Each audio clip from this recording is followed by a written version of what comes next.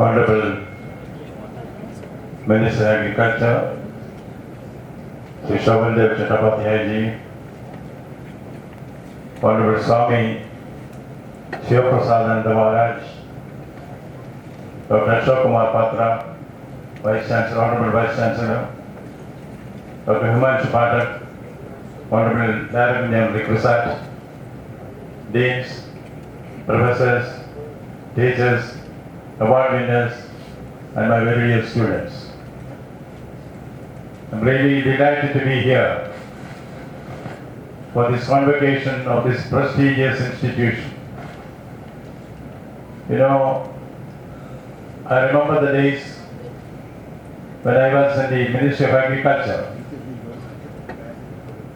I have seen for myself the great strides that were made by the agricultural universities, which is number 77 in the country now, including 3 central universities.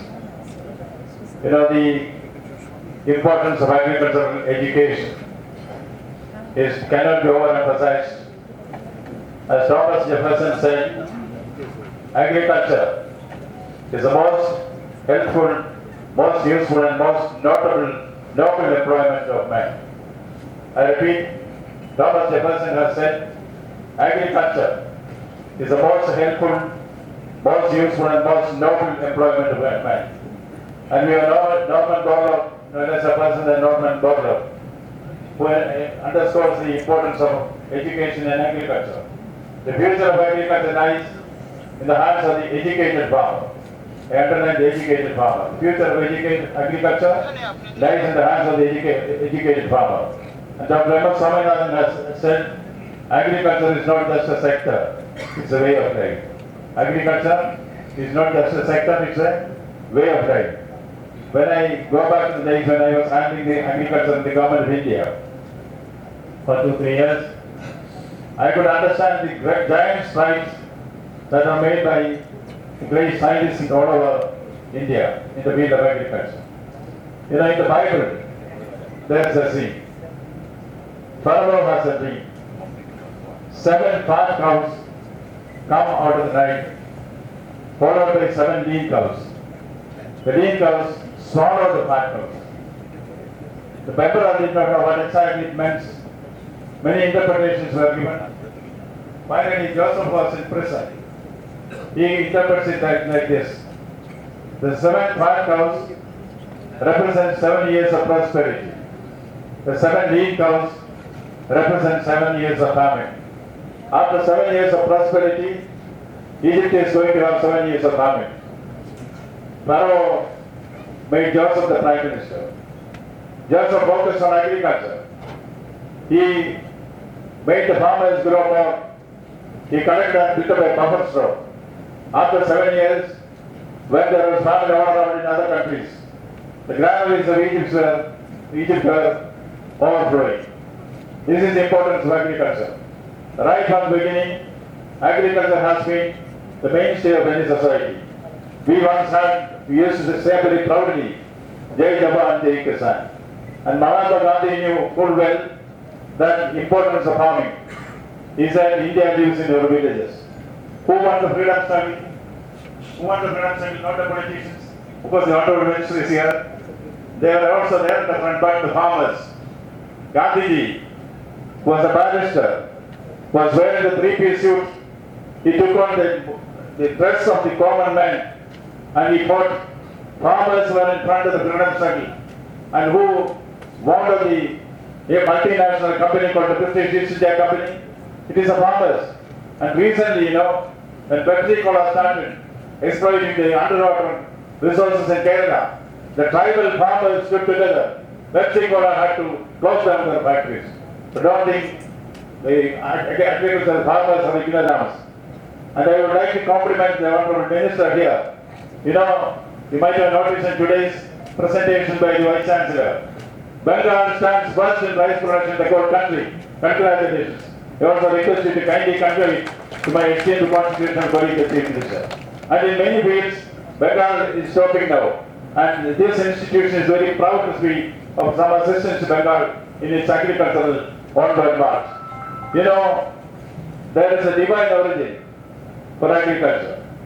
In the scriptures it is said, when people were having nomadic life, taking fruits and vegetables and killing animals, hunting down, when there were hunters and food gatherers, the gods decided we should introduce a scheme of agriculture in the world. The mission was given to a divine bird, unobservably. The bird was asked, you please take the seeds to earth, give it to the human beings.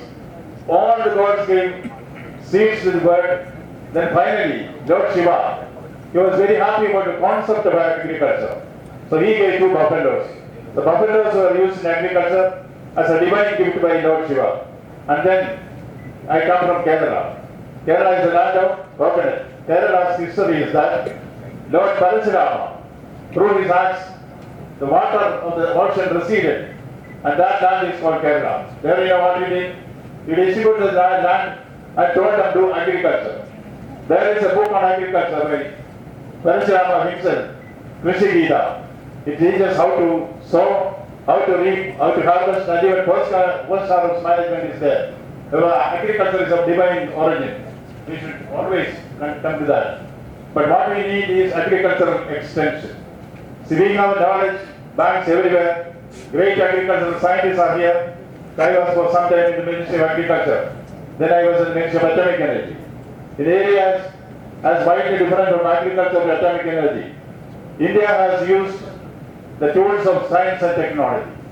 This is not time for us to forget the great Green Revolution. The Green Revolution, once M.S. Swaminathan told me when I was working with him, he said, now what we need is not Green Revolution but Evergreen Revolution. Green Revolution had a problem. Green Revolution talks about the pesticides and chemicals, but at that time, when we are depending on PL forest assistance from America, it was ridiculed that in India, it was a shift about existence. If American wheat does not come, we will be starving.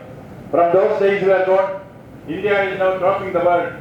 We are number 2 in rice production, number 1 in milk production, and in India is significant producer of a variety of spices, plantation crops, poultry and specific products. Agriculture accounts approximately 17 to 18% of India's GDP. It employs 55% of the workforce. That is the importance of agriculture in this land. Now when we speak about evergreen agriculture, Honorable Minister, M.S. Swaminathan says, the hub of evergreen agriculture in India is going, Green Revolution, is going to be West Bengal. West Bengal is rated by M.S. Swaminathan as the hub of agricultural thrust in the whole country. So we have a great responsibility as people of Bengal. We have a great responsibility to see that India tops the list. When the Prime Minister of India says we should double the farm income, this is a realizable goal. Realizable goal if we emphasize on that. But extension is very important. See, when I speak about extension, I remember an incident in my life. I was for some time Principal Secretary to the Chief Minister of Kerala. I come from Kerala.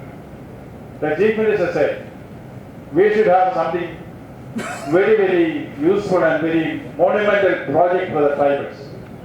So as his secretary, I called all the government secretaries, also the chief engineers, the district magistrates, and asked them, which is a very good project for the tribals. So many suggestions came. The chief engineer said, sir, the tribal farmers, zooming is there, shifting cultivation. The tribal farmers, they have to collect the farm produce and take it to the local market. They have to swim across the river in the hot sun. So let us have a bridge built for them. Everybody thought it was a good suggestion, to bridge across the river so that the tribals can bring their farm produce on the bridge instead of swimming in the river. Then the bridge was given 10 lakh outlay was given. When the bridge was completed, it was 10 crores. When the bridge was completed, it was 30 crores, as normally happens in PWD everywhere. Then, the day of the inauguration of the bridge, the Chief Minister is there, ministers are there, Panchayat members are there, MLAs are there, MPs are there, but then the media is also there, particularly the visual media, the television. the television crew asked, this bridge is meant for the tribals, but we don't see the tribal chief for the inauguration. I knew that this is going to be the banner headline tomorrow. Tribal chief has been ignored. So I looked at the district magistrate sharply. District magistrate looked dirty at the village Tahsildar. Tahsildar got the village head or the moped, as we call it, the chief of the tribal chief. He was given a tunic and a wand. The tribal chief looked like a banner stepped out of the annals of the Bible. Very fit for the visual media. The television crew asked the tribal chief, Chief, this bridge is for the tribals, yes. Do you like the bridge? The tribal chief said, I like it very much. Why do you like it so much? Then he said, in his innocent way, before this bridge was built, we tribals have to swim across the river in the hot sun. Now that the bridge is there, we can swim under the shade. This is the type of extension which we in the government has done. But here I see, the Bengal has become the top producer of rice. The contributions to the agricultural university is also there. I congratulate all of you, particularly the winners of the awards here. They have been recognized for the great exemplary services which you have done. Yes, agriculture is going to be the mainstay for this nation. Rachel Carlson, you know what we are doing with to agriculture? Toxification of land in the name of veterinary and chemicals. Because DG Presides is here, he knows it very well. See, what has happened is not something which should have happened in the whole world. There was Rachel Carlson in her monumental book, Silent Spring, who brought out use of arsenic and DDT. That made the people think, in the name of agriculture, increasing production, we are toxifying Mother Earth. That should not happen. Now it is climate-resistant varieties. I was very, very happy to hear from the DG Krishi and Vice Chancellor that India has made giant strides in climate-resistant varieties. India is going to top the world. In the milk production, we are number one. I am very sure that in agricultural production, wheat and rice, also India is going to be number one. And I was very glad to hear that in the case of pulses, India is going to achieve self-sufficiency very soon. Thank you very much. Wish you the very best.